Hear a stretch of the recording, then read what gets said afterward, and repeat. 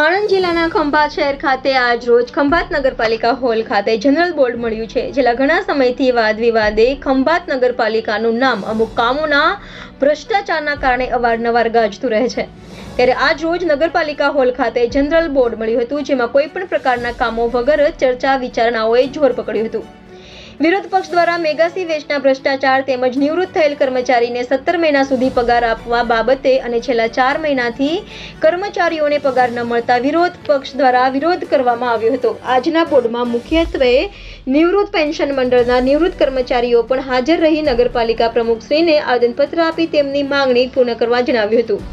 આજના બોર્ડમાં સત્તાધારી પક્ષ સામે આક્ષેપ કરી ઉગ્ર વિરોધ કરવામાં આવ્યો હતો. Reporter Ashwin Khatri, India 24 news, Khambhat.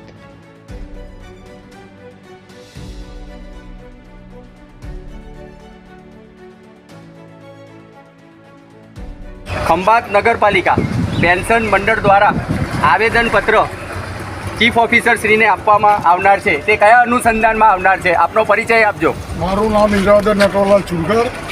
હું નગરપાલિકામાં પેન્શનર છું. અમે 2010-11થી પેન્શનના ડિફરન્સ માટે કેસ લડી રહ્યા છે અને અમે એમાં જીતી ગયા છે. મ્યુનિસિપાલિટીએ અમારું જે 5મા પગારપંચમાંથી 6ઠ્ઠા પગારપંચમાં આયોજન કરી દીધું છે અને એ પ્રમાણે અમને પગાર પણ ચૂકવવાનો ચાલુ કરી દીધો છે.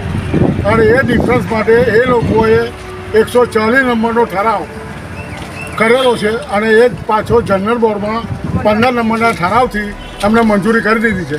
છતાં આજ સુધી અમારા પેન્શન ડિફરન્સ માટે કોઈ પણ જાતે એ લોકો કાર્યવાહી કરતા નથી. એટલે ના છૂટકે અમારે આ એક આયોજન કરવું પડ્યું છે. આવેદા જો તમારી માંગણી પૂર્ણ નથી થતી તો આવનાર સમયમાં પેન્શન મંડળ દ્વારા શું પગલાં લેવામાં આવશે?